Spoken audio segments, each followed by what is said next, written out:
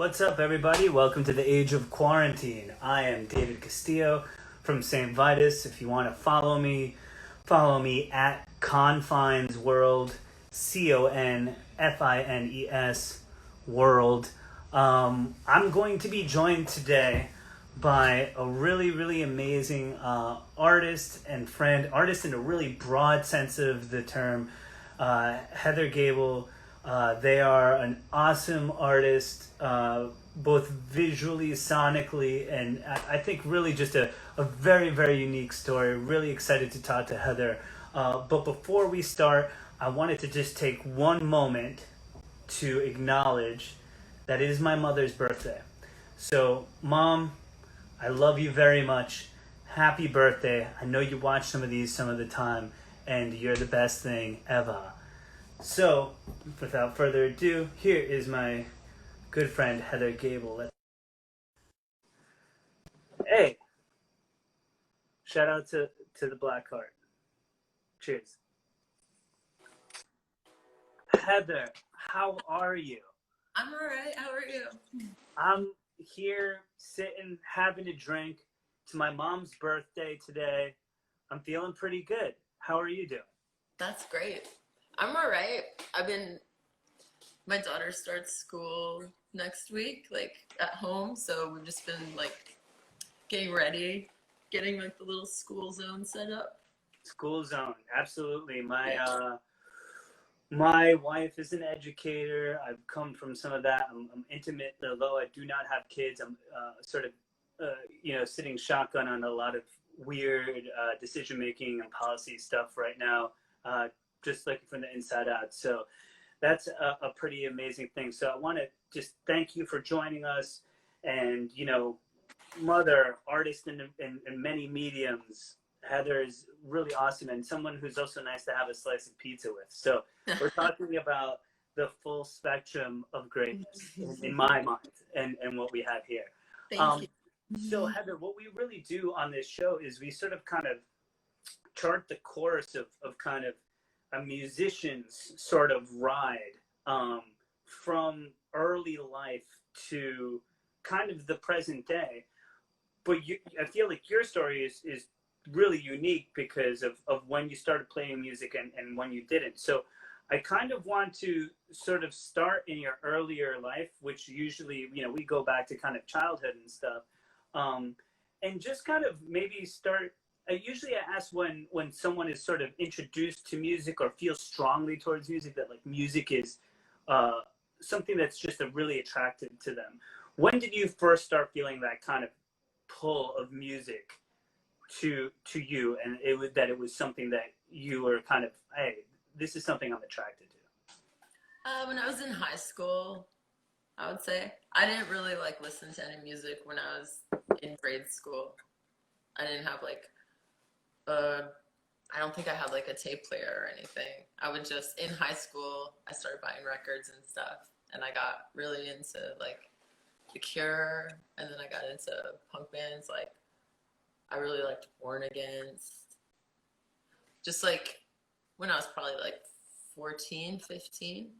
Sure. So it kind of started sort of at that age. It's always interesting, some people have musical families, some people, there's an older sibling or something else like that. Who started kind of pulling you towards a path of kind of looking towards that kind of music or underground? Was there anybody, a neighbor, anybody who kind of was like, hey, I'm a figure? And also Born Against is incredible. Sam McPheeters forever. Yeah, so sick. It was my first boyfriend, Dave Hewton.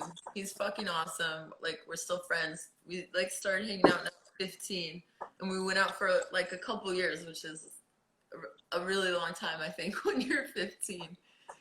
Yeah. But like all we did was like we would just go to the record store and go to shows, and he was into like so many different kinds of music, and I didn't like that much of it, but he turned me on to like a lot of really cool stuff. And then like through like the thank you list on the 7-inch or like the label, then I would just get into other stuff that way, like pre-internet style. Yeah, totally. Liner notes and all of these things really putting together your like patchwork network of sort of trying to figure stuff out. It wasn't really at your fingertips. So kind of like kind of on a maybe parallel trajectory and stuff like that. When did you sort of start working in like a visual art medium or being attracted to that? That's obviously something that came earlier for you, but than music. When did you really start kind of engaging in that kind of stuff? I would say the same time. Like in high school, I went to like Catholic school, and then I switched to public high school, and I didn't know anybody and I didn't really have any friends there. But I was in this art class with all these seniors, like they were super cool. Like I remember this guy, Graham, made me a cool mixtape, and then like there was this other girl that liked The Cure, but like they all left after my first year, so then but I don't know, that's when like I got into photography, and just like was taking a lot of art classes. Well, not a lot of art classes at high school, but like my teacher would give me the keys to the dark room, and I could just like fuck off during lunch and like study hall or whatever. It sounds like super nerdy, but I had no friends, and my school was like, it was like full of jerks, you know, like just classic like kind of like 80s movie stuff. It's like, yeah, no, I mean, I think that when you get the keys to the dark room, you're like, you've ascended to like a new level. I think that's a good thing. And sometimes it takes those sorts of, going back to a school thing, those teachers, those people who are like, you know what, this person needs something, and maybe I can sort of sense it in them, and they're going to give you the keys to maybe some more creativity, some more freedom, which is something to be thankful for sure, I think, right? Yeah, definitely. Like my art teacher, my regular art teacher in high school was like the first gay person that I knew, and he died of AIDS. Like he was like dying of AIDS during high school, and he was just like a really cool teacher. He told me to like, you know, like art schools would come and try to like get you interested in going, like art colleges would come to the high school, like, and talk to the seniors and stuff. And he was like, you should try to do this. Like, you should try to do that. Like, he sort of like pushed me in that direction. And I was like, oh, fuck yeah, art school. Like, there won't be jocks there. Like, if I could because he was like, try to get these scholarships. And like, it ended up working out. I got a photography scholarship and like went to school in Detroit, like, for a minute. Oh, wow. Okay. So, yeah, I mean, I think that that's all really interesting. I had a couple of relationships that were sort of similar. One, I had an English teacher, Mrs. Turner. Shout out to Mrs. Turner, who's an English teacher, and she like loved like Black Sabbath and shit, and like would show me old pictures of her and her now husband Jed, R.I.P. Jed, amazing dude. Like Jed would be dressed head to toe in like white with like white bell bottoms, and like almost looked like, you know, like a 70s rocker dude, like somebody who would like hang out with Ozzy Osbourne, and I'm wearing like fresh jawed jeans, and I'm like, oh my god, this is insane. And, you know, this is Turner. Like in New York? In New York? Yes, I grew up on Long Island, in New York, you know, right outside the city. And so it's, and I think about those things now, how they played. And I had a sociology teacher who was like, boys was sick of it all, and gave me a bunch of 7-inches and stuff, because I like that shit. And that kind of stuff, you know, and would give me interesting things to read and stuff like that. So it's interesting how these sort of peripheral figures, in a way, can kind of shape you or move you towards different things, environments, and whatever. And shows how maybe kids are like a community thing, right? You know, like you never know who your kid's going to bump into that could be a good or a bad thing, right? I mean, you're a mother now. How do you feel about stuff like that? Oh man, it's like it's also, I don't know, it's also complicated. I think it's like, I don't know, I kind of struggle with it, to be honest. Like, sure, you know, everything is like such a nightmare, that it's kind of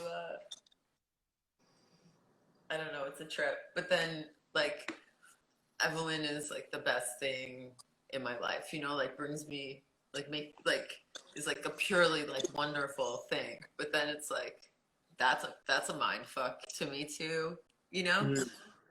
I Sure. don't know. Yeah, and yeah, absolutely. I mean, there's this sort of like, I think, especially as maybe someone gets older, there's an amount of freedom and like level of like kind of letting go a little bit as well, where it's like, all right, now you kind of, I got to push you out to set sail a little bit, and it's obviously choppy waters right now. It's a bit Yeah.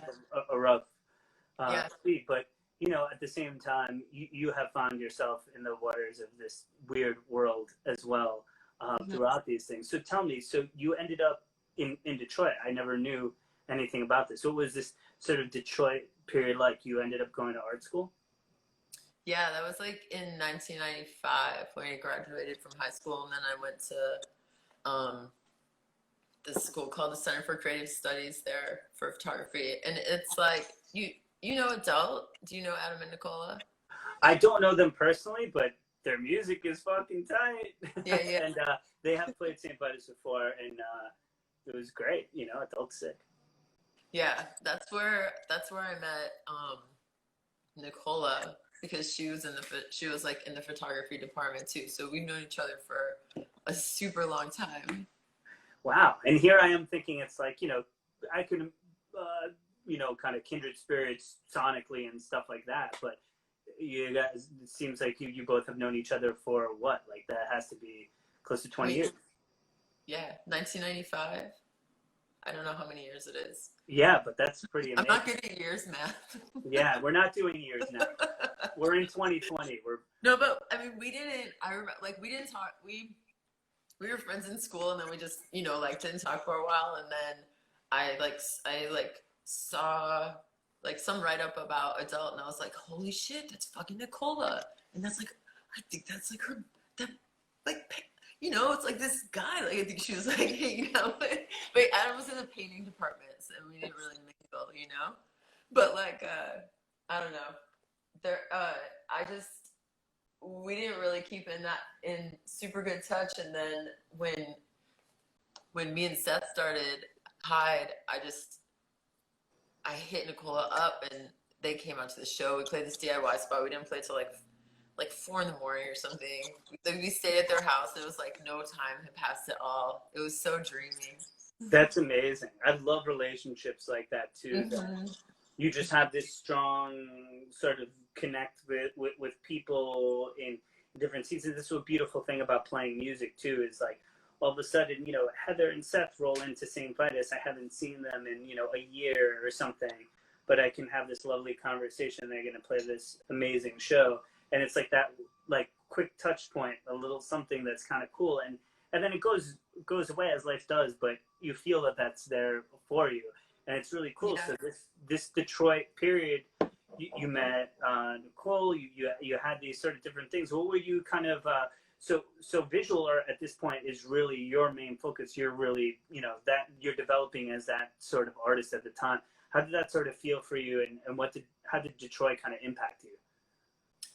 I mean, I went there because it was like, because I got a scholarship. Like, I wanted to move to Oakland, like, and go to the art school there. And I moved to Oakland later, but like, that's what I wanted to do. But it was like a scholarship. So I couldn't not do it. It was sort of I was like, whatever, I'll just move later. But, again, like I didn't really know anybody. Like I knew Nicola, but like school was like really intense. Like it was a lot of work, and we didn't hang like, you know, we were like we wouldn't hang out like that much because we were just like both really busy and stuff. I didn't really have I was friends with like this like weird stoner guy, and then this kind of like raver guy, and we would just go. One of them was like, they were so cool. One of them would like at the old train station there. He like knew the place inside and out, which was so sick because it's like 31 stories, and some of the stairs have like holes in them and stuff, and he just like knew the place, and he would go in there and like pull stuff out and like make furniture out of it or whatever. And like it was back when you could like do whatever you wanted there. And I would just hang out with them, and then sometimes I would like end up going to raves. Like they'd be like, so and so is having a party, and I'd be like, oh cool. And we get there, and I'd be like, you guys, this is a fucking rave. Like, what the fuck? Because I was into punk, you know, like. Yeah. But sometimes I would have a really good time. Like sometimes it was really sick, and sometimes. Yo, Detroit, man. I know it's like I don't know who I saw DJ like 1995, 1996, 1997, like in Detroit. Could have been like Stingray or like somebody from like, you know, Underground Revolution or whatever, you know? I have no idea, but it was cool. Like I remember like being into it. And that's the first time that I like enjoyed electronic music, I guess. That was actually going to be a question that I was about to ask you, because it was like, you know, I think a lot of people have sort of, you may or may not know kind of your origins in like, you know, the punk world and how that sort of translate, but it's not like you play that sort of music. So was that really the first time you were introduced to like, hey, like I'm in this kind of rave or like dance party electronic environment, and I'm really like enjoying it? Like what kind of led you down to loving some of those sounds? Is Detroit a part of that, you think? I mean, I didn't enjoy the raves, like, and I didn't enjoy the culture. Like, I didn't really, I like wasn't into, like, this was like, you know, like Lollipop, like Pacifier, Sure. like first wave rave, you know? And it was not my vibe. Like, I was not into it, you know? But sometimes the music would be really sick, and I would like find a corner and just like be into it, you know? But it wasn't my scene.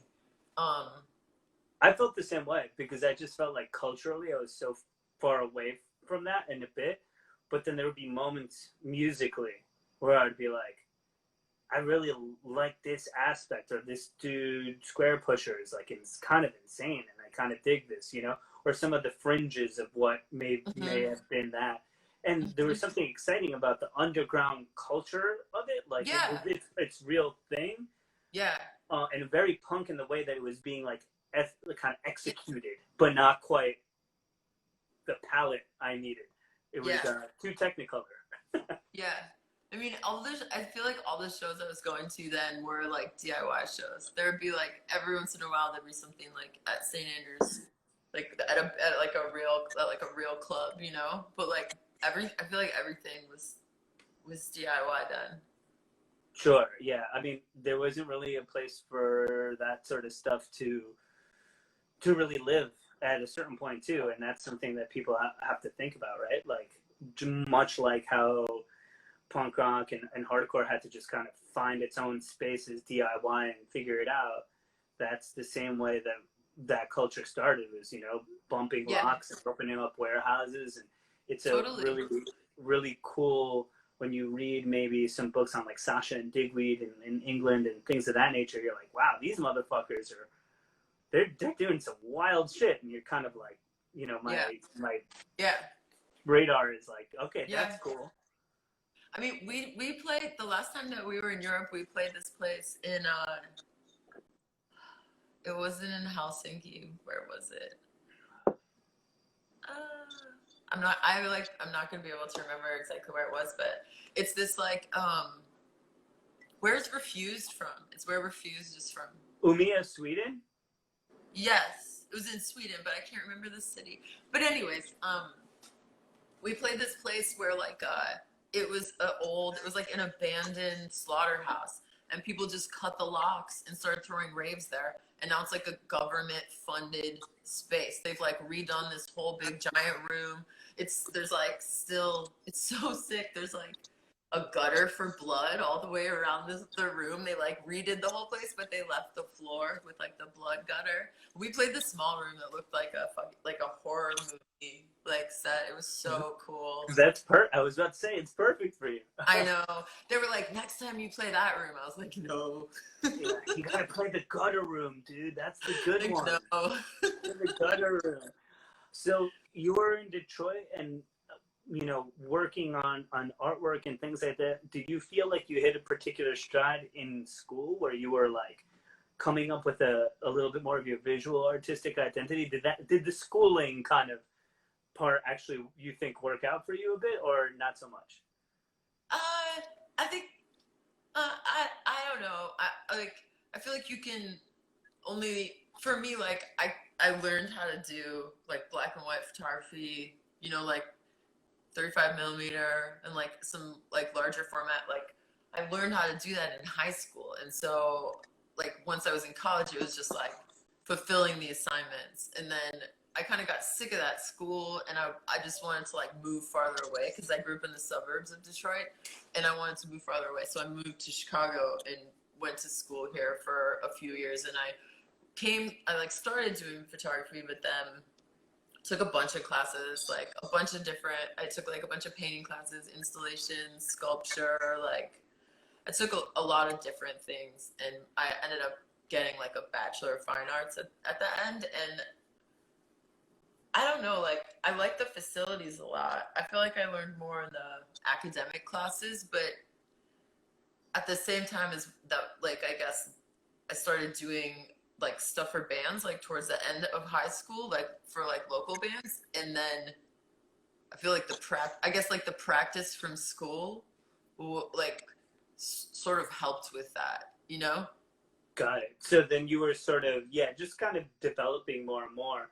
And so now we're in Detroit, and so you grew up over there, and now we're in Chicago now. So in Chicago is kind of where you kind of rounded that stuff out. And how did it kind of start that you started doing stuff for bands and stuff like that? Because I mean, that was definitely, you know, from the visual side of kind of things, where for a long time you were really known for doing all this artwork for these great bands. How did you kind of build that up for yourself? I don't know if they're all like great bands. Okay, that's totally true. Maybe that was a little bit of host speak, maybe, but bands in general. No, you know, overall shade to like everyone I've ever done art for, but like, yeah. But yeah, I did a lot of design stuff like in my 20s, and like toured with like pop punk bands, and like got to go to Europe all the time, and like Japan and Australia, and it was really sick. And I really liked it, but like overall the culture was just like not for me. I was like the only like non man like for pretty much like for everything like in my 20s, pretty much like when I was like doing that work. And it was like, I don't know, it got to where I was like, I did merch for bands on tour, and I tour managed bands on tour. And once they sort of like got to a level, it was like, it's one thing when like the DIY promoter is like being like a fuck, you know, but Yeah. when it's like a, you know, like a big like shed show, and you're like going to settle, and the guy's like, you can sit on my lap. It's like it like got to this point where I was like, I think I'm over this, you know. But like I really liked like being with my friends, and like it was like pretty wonderful in a lot of ways. But the more I look back on it, like the more time I have to reflect on like that sort of like part of my life, the more I just like, I don't know, kind of am surprised that I was able to do it for so long, you know? Yeah, I think that's interesting. Like, you know, you're like you were saying, you're part of this sort of, you know, this culture in a way. You're kind of trying to see the world. You're working with bands a bit, but you know, oftentimes, especially I guess at that point too, you're kind of the only person of your identity there. And I think sometimes it's easy to look back and sort of maybe see how your own identity was either compromised, or it was so easy to, it's easy to normalize things maybe as you're kind of doing them and in the moment of doing them. And then when you leave that situation and you reflect, of course, certain things really like start to stand out and pop out. And have you, like you've obviously kind of gone into newer kind of like, I guess, areas of music, obviously, and stuff like that. Have you seen, do you think, a little bit more of a change in those things, or has it stayed a little bit static? How do you feel about that? No, like, are you like? Do you mean like that scene compared to the scene that I'm like to like my bands like my peers now like? Yeah, a little bit now that you're participating maybe on a different in a different area, but you know, do the sort of still the same sort of problems still? Do you find a pervasiveness of those attitudes? Is I guess what I'm looking at. Like, yeah, 100%. Like, yeah, definitely. It's everything. Everything is just like a little like microcosm. You know what I mean? Of it's just like a different version, a smaller version. There's more of like a call for accountability, like in I say like the DIY scene, and we play like we tour with like bigger bands, you know, and we'll play like bigger clubs, and like I run into like a lot of problems with staff and like just I don't know. I mean, anyone who's not like a man in a band, like a cis man in a band, will tell you this. I think will share the same experience. You know, like it's the same. But like in like, you know, we play a lot of DIY shows too, and with that, there's more call for accountability, and people are more open to share information, you know? And whenever like something's come up, like if there's, you know, some drama like at a place that we're supposed to play, like if someone reaches out, like I'll like hit people up and like try to see what's up, and just, you know, like try to make sure that people are being accountable, and that like everything is cool, you know, because that same stuff still happens, and there's a lot of just like trying to make things go away because they're inconvenient, you know, just like brushing things to the side, which is the same. Like, I know that like that scene, those bands that I used to work for, like that shit is like still like a big problem. It's like no time has passed. Do you know what I mean? Not that like 20 years ago things were that different, but like you, I guess, hope that like in 20 years that the situation would have gotten a little bit better. But yeah, I mean, I think that, you know, different things come out, who's involved, the dynamics of particular scenes can maybe exacerbate or not exacerbate certain elements that are involved in the dynamics of a particular scene. But I agree. I mean, in a lot of ways, it's microcosms of the world at large that we live in, which unfortunately is very unequitable in so many of a plethora of ways. So it's one of those things that it's just interesting for me to, you know, engage with an artist that's been in so many different areas and sort of touched a lot of different areas of music, because you didn't really just start out playing music in your own band as constituted right now. So you kind of like see the same lane, you know? So that's why I kind of ask you stuff like that. So after you started doing, and obviously, and we'll get to this in a moment, but you know, it's informed a lot of the music that you've made, you know, and the subject matter and lyrics and stuff of that nature.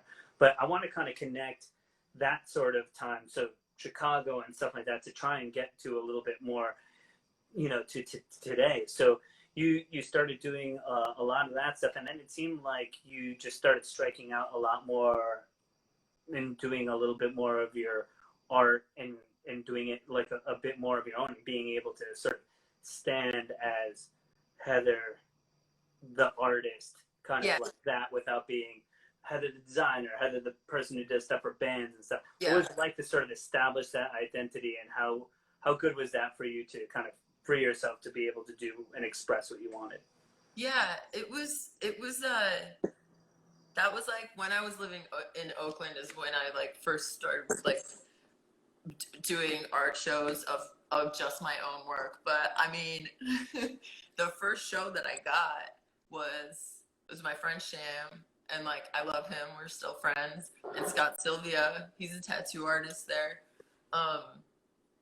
And Sham just like he straight up asked me to be in the show because it was like two dudes, you know, and so he wanted like someone else, and he wanted like not another. He didn't want a third dude, so he asked me. And I was like, three dudes. Like, that's one. That's one dude too but much. I did it, you know, and I find myself like I still do that. I'll be like, oh, like, all right, like I'm gonna do this because like it pisses me off, you know, but also like it should be natural, right? Like I don't know. I could talk about that like forever, but there's also a part of me that's like, I'm gonna do like, yeah, like we should do this, like, or I'm gonna do this because for representation of someone other than like these dudes, you know? Sure. Let's talk about that for a second, though, since it's obvious, you know, it's like this sort of like filling a quota kind of vibe versus, you know, just, hey, this is an amazing artist. I'm coming here like kind of right away. I'm always I'm put in the position a lot. Like I'm like no fucking around, right? I'm the talent buyer at Saint Vitus, right? And I'm a person with my own experiences and stuff like that. And I do the best that I can. Most of the times I'm just listening to things, and I'm easy to be like, hey, I love that, I love that, I love that, you know? But I try not to really think about it in this sort of regard of like, hey, I got to make sure this or that happens. But if it gets too tilted, maybe you should or whatever have you, and you need to look at those sort of paradigms of power and dynamics, I think it's important to do that. Even in the way that, like, look, I have my tastes in music, but not St. Vitus does not necessarily have to reflect that so precisely at all. You know, at least I don't think so, in the way that I think about things. But how do you feel about either, you know, feeling like, oh, somebody's coming to you and being like, oh, I need to like find a female artist or something like that, you know? Right. Yeah. Again, like it like. I don't know. It's like there's like the two sides of it where you're like fuck you, but then you're like, actually, like we're gonna like, yeah, like we'll open for your band. And like I don't know, it's always worked out pretty good because I don't think people like are expecting, most people haven't seen our band like when we play shows like that, and they're like not expecting like what happens, I guess. And it's always like, I don't know, I enjoy it. Yeah. But it's because I'm kind of pissed, you know, because people say stupid shit and like, I don't know, I guess, I don't know. It's like, it's complicated, you know? Sure. I think that, at least in my point of view, right? Like, I'm first generation Latino guy, but look, I'm very light skinned, so I pass and stuff and like all these things. So I won't take that sort of consideration really at all. But I'm in like this certain seat when it comes to booking and things of that nature. And so on one hand, do you really like think like, hey, oh, all right, I want to think about this, and I want to think about this precisely in this regard, and like, but if it's too much ingrained to you that I have to be like, oh, but, you know, is that like kind of a something to kind of grapple with, right? Shouldn't be a little bit more natural. Luckily, I just try and explore, and I think there's so many talented people out there. I just call my friend Heather, and she's on the show. Like, and I think hopefully for a lot of people, maybe they just need to look pretty like a little bit harder, and they could find a lot. You know, that's what I hope to do, but I'm not exactly sure. You know, if somebody who's kind of like coming at it in this way, where like, hey, maybe I should at least get something in. If it's like, if we should move our standards up a little bit more, because there's so much good stuff out there. I mean, I mean, I think it should be a conscious decision. Like when we are picking, like when we're in a position where we get to choose who's playing with us, like that's like 100%, you know, like we want to, we don't, I mean, there's a bunch of our friends are like, you know, men in bands and their bands are sick, but like when we're putting together a bill, like that's not how it's gonna be. You know, it's gonna, like we do when we have the, when we get to like pick who plays, like we go out of our way to make sure that that's not who we're playing with, you know. And sometimes clubs are like, well, we've never heard of this band, and we're like, that's cool, like they're playing, and they're like, well, this band's more popular, and we're like, sorry. Like, you know. Yeah. It's, and I think that that's where a lot of these considerations come into play. You know, when someone's sitting in my seat, where you have to sort of marry this sort of art and commerce sort of thing, but then if you want to look at it from this wider point of view, and you know, much like you, I've been sitting at home reflecting on a lot of things that I've been able to do, because turns out a global pandemic's a good time to like reflect and get off the treadmill of music that I've been on for almost a decade and think about these things. So I really appreciate this part of the conversation and stuff like that, because you know, it's something that I've been thinking about a lot too, and thinking about what we want to make and what we want to come back to when live music is a little bit is more available, right? That being said, I want to get to the part where you actually decide to play music, and the reason, because to me this is so fucking sick. I take a lot of inspiration from your story in a lot of ways, honestly, because you started to play music later in life. You've been this visual artist. You were doing all these great things, whether it was design work for bands or, you know, making your own fine art and doing exhibits and stuff. I've gone to see one of your shows in New York City, and it was really great, the Rivington Arms and the Thank hotel. you. And it was wonderful with our dear friend Nikki Sneakers and stuff. And like, Neat. you know, I had no idea about that stuff, right? I'm more of a music person, and I think there's something to be said about somebody later in life, quote unquote, later in life, who wants to start this sort of endeavor. You know, it feels like music's always this young person's game, but you jumped in there like and immediately had such a presence and a powerhouse way of doing things with Seth. How did it come to be that, like, okay, it's 2015 now, I've been doing this stuff for a long time, but I have this thing in my head, and I met Seth, and how did it all happen? I mean, I think I was like 38 when we started the band. So that makes, because I'm pretty sure that I'm 43, so that makes sense, the years, because I can't really remember like when we started years wise. But I don't know. I think being around all the bands that I was around, like I did merch on Warped Tour like 6 times. Okay? So that tour's 2 months. So that's a year of my life, right? That's crazy to think about. Wow. I mean, when I would come home from that, like that shit, I didn't listen to music. I started listening to music from like the 20s, from like the 1920s. I was like, because I would hear like No Effects and Bad Religion and Flogging Molly, like all at the same time, and then like 4 other stages, and it just like it fucked me up, you know.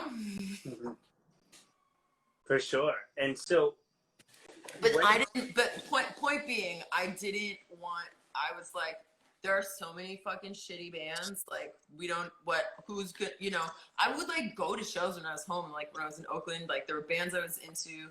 You know, there was like so many good local bands. Like sick shit. Like Dead and Gone would play like every weekend. You know what I mean? Like, but like I just had no desire. I felt like it was like I just had no desire. I wasn't interested at all. And then I, you know, like I had been doing visual art for I like worked for bands and toured for 10 years. I like did my own art like during that. And then I stopped touring and like did focus way more on like collages. And like, I don't know, I just needed like I was getting divorced, like I was like my whole, like everything, I had a kid, like a lot of things had changed in my life, and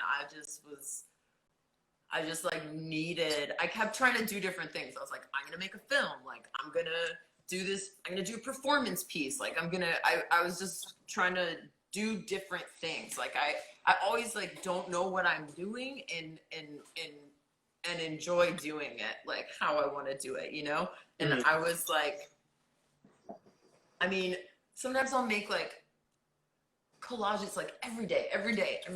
And then I just sort of like needed something more like visceral, like more corporeal, you know? And I wanted to be as far out of my like comfort zone as possible. And so it just kind of like, I was like, I'm gonna sing in a band. Got it. And I think that's just an amazing thing, though, is to, I think for a lot of people, is to realize maybe that you've been living in these sort of like different units of analysis. Like I've been this kind of person. You kind of, sometimes it's very easy to just become an identity. Very kind of like, it's not like this big thing, like a lot of people don't go, okay, all of a sudden, like, bam, I'm an actor, or like, bam, it just things sort of slowly evolve over time. Yeah. But then sometimes you really have to make a conscious effort to jar yourself out of it. So, totally. And I mean, a lot of the I saw people like never grow, like people that I knew for, you know, like 10, 15 years, like just who had success and were like popular. And they just sort of like never changed or like took I don't know, like it just sort of like stagnated, like what they were doing, like it you know, was my impression. And like that, I think maybe that too, I was just like, being in a band is like, why would you want to be in a band? Yeah. And so then, but for you, it was almost like, instead of being in the band for 15 years, it's been doing the same thing or something. You're like, I'm going to start the band because I've been doing this art and these other things. And I'm like, okay, I'm full in here. How did you start? How did you find Seth, and how did that, you know, just process of building Hide come into your view? Like, okay, I want to do this, but with who and why? Yeah, well, I didn't, so once, like, I was living in Florida and then moved to Chicago and started going to, like, there's, like, you know, there's no show, there's, like, I lived in St. Augustine, which is, like, I lived in Gainesville also, and there were shows there, but, like, I didn't have any fucking friends there, and it was, like, a nightmare factory. In St. Augustine, like, there were definitely no shows, but I had, like, 2 friends. I've been to St. Augustine before with my parents to go sightseeing. 0 shows. Yeah, there's nothing. There's like a weird sports bar that has like country bands and like, I don't know. I mean, that's cool, but it's not like, I couldn't go see bands. If I wanted to go see band, I would have to go to like Orlando, which is like also hell on earth. So like, I'm probably not gonna go. And no one goes to Florida. Like, I don't blame them. But anyways, I had just moved back to Chicago, and I was like so pumped to like go to shows again. I'm like, I'm in a basement show, oh my god, you know, like holy fuck, you know. I went to like, I don't know, I was just like fully immersed like back in it, and it was really cool. And that's how I met Seth. He was playing drums in this metal band called Zop, and there's this his friend Brett, he's my friend now too, Brett Nocky, like him and who does his like a synth guy, like they were like, let's jam. They just were friends, you know, for a long time, and they played me stuff that they made, and I was like, I want to sing on this, like, can I sing on it? And then we had some practices, and then we played a show, and then Brett was like, he had a regular job, and like we wanted to tour, and like I really missed traveling, and I wanted to like really do it, you know. And so we just like split ways with him, and like it was cool. We're still friends and everything, but then we started like touring a lot. Like I think that first summer like that we did a tour, we toured for like 5 weeks, and we just both just like booked it. Yeah, I remember you guys were doing Nothing Changes and doing, you know, and there was a buzz, you know. There's like, I believe it was the first time I heard Hide was really through Paul Delaney of Black Anvil. Oh yeah. And Coyote sent me, he's like, yo, Dave, this band is legit. Like you would love this. Like you would love it, you know. And if Paul is like, yo, bro, listen to this fucking band, they're my friends, you know. And I'm like, all right, cool. I'm there. I'm gonna listen, you know.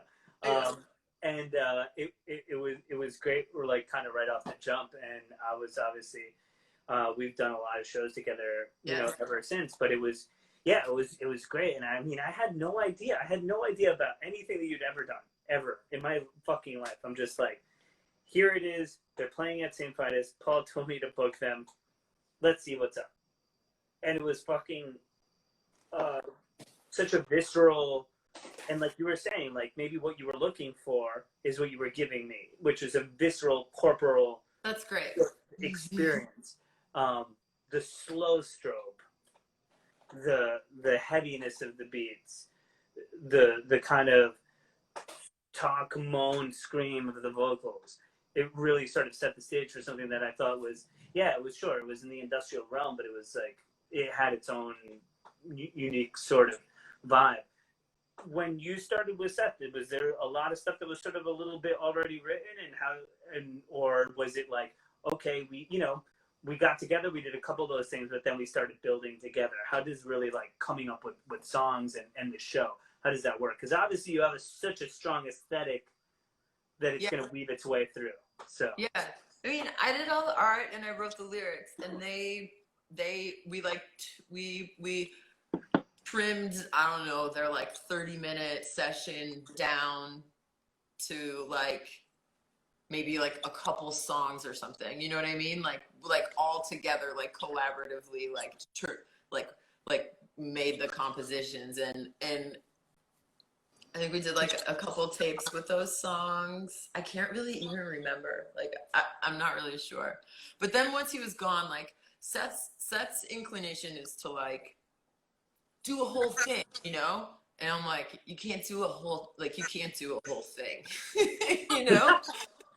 Like can we all just take a moment and tell Seth to calm down like, for a minute? You know, and so like a lot of like the stuff in the beginning, like for the stuff that's on our first record, I guess there's like a lot of tension between like us when we were making the songs, because he is like, or his inclination is, the cool thing about this is that I feel like we've both like not compromised, but learned how to work with each other, even though it's, you know, I mean, I love Seth, but it's like, it's not easy process. Like I think by nature, like I love collaborating with people, but like I have a very singular vision, and so sometimes it's hard, you know? And like people have egos, and like you have to like unpack all these things, like, but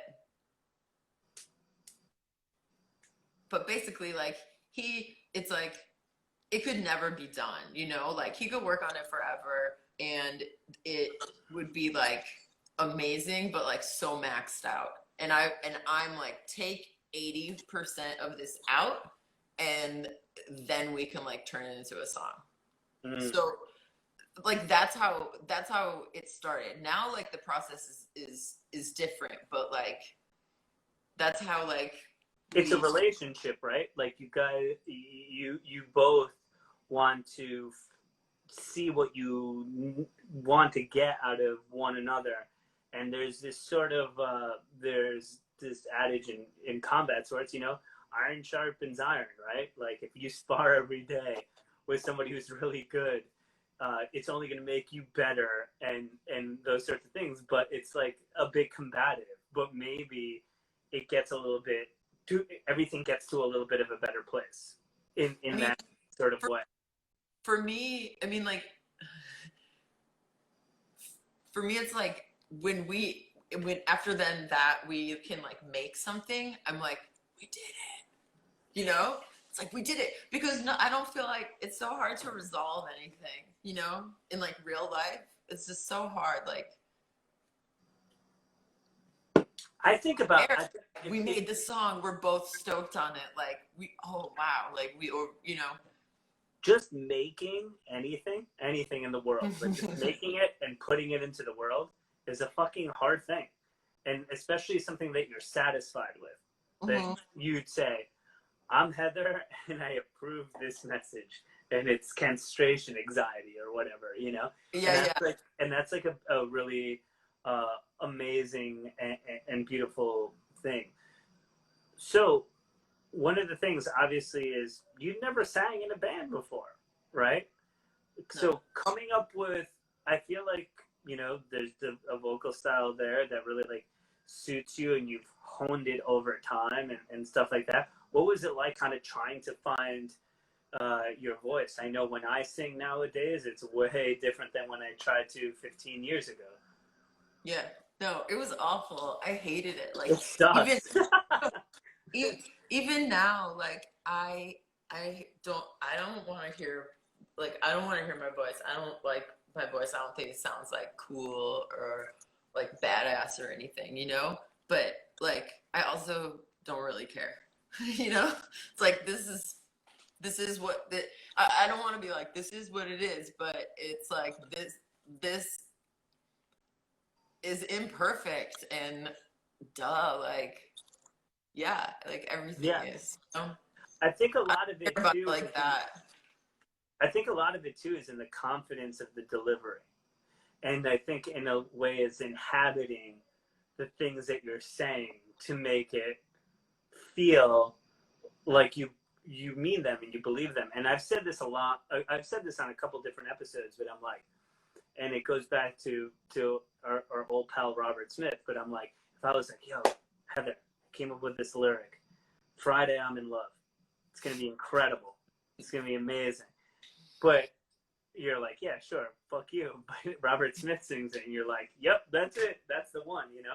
And sometimes it's really the intent. And obviously your lyrics, the things that you're talking about, the themes and whatever, you deliver it with such conviction, and a real tone for, you know, the kind of social political nature of what we're going through today, that it really resonates. Do you feel like writing the lyrics gives wings to the voice a little bit? I mean, sometimes, like, I guess, like, that has been my intention in the past. Like, we have an EP where every song is like definitely specifically like about something that I want people to know about, you know? But I don't know.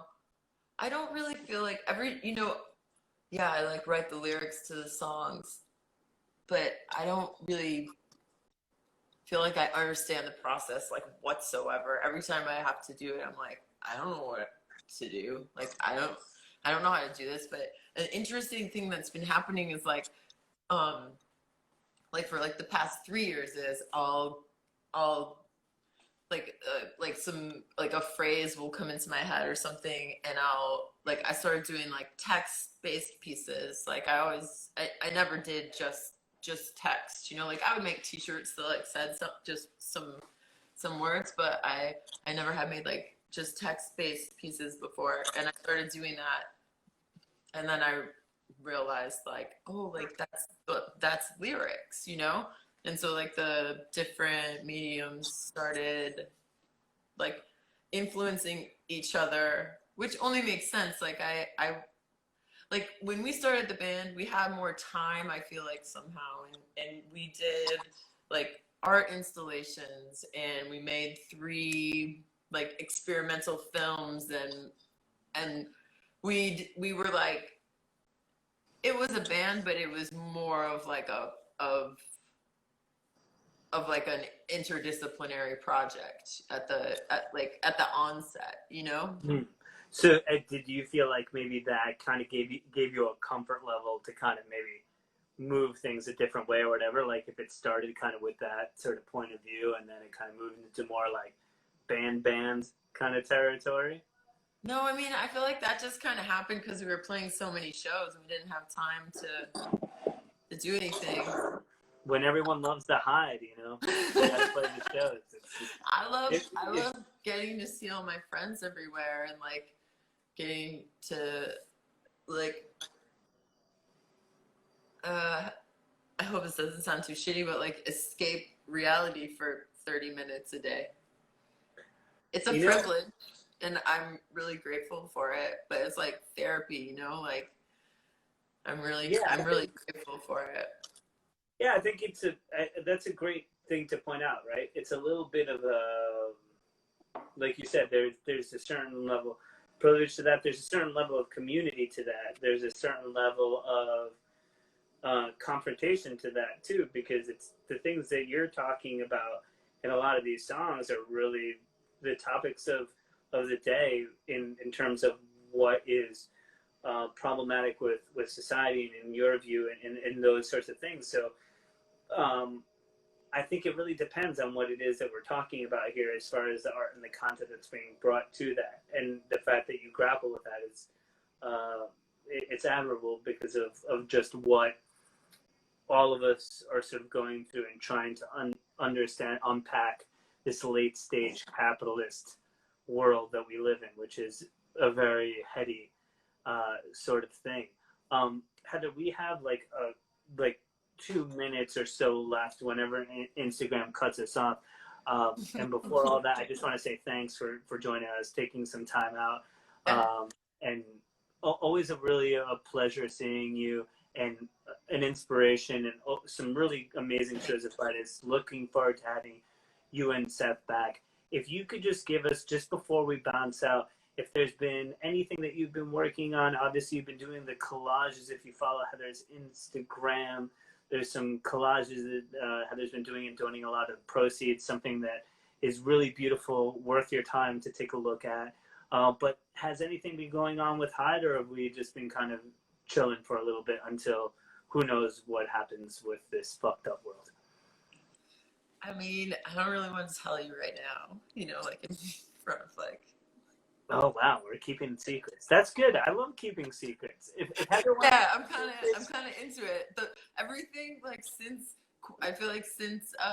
quarantine started, everything is like I just like don't want to talk about it because who knows anything that's gonna happen. Like, you know, I'm not really. It's like a very day to day. You know, you make plans. You're like, I don't fucking know, and I'm cool with that. I can get into that mindset, but I just don't want to tell you anything yet. Is it okay? And you know what? I love the mystery. I'm good with that. I'm good with pleading the fifth, with the mystery of it all.